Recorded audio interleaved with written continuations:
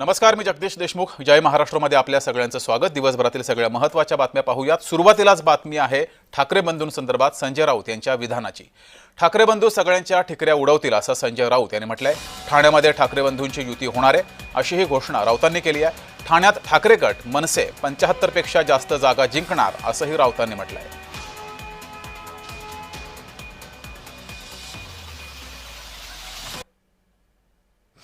ठाण्यामध्ये लढणार आणि सत्तेवर आहे.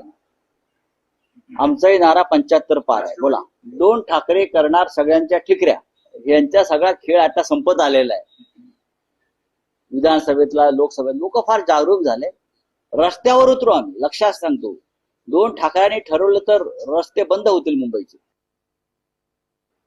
महाराष्ट्र नवनिर्माण सेनेचे प्रमुख आणि त्यांचे बंधू राज ठाकरे यांच्या उपस्थितीत सांगितलं की आम्ही एकत्र राहण्यासाठीच एकत्र आलेलो आहोत. कळलं का? हे तुम्ही तुमच्या डोक्यात एक कार्यक्रम पक्का करा की आम्ही एकत्र राहण्यासाठी एकत्र आलेलो आहोत.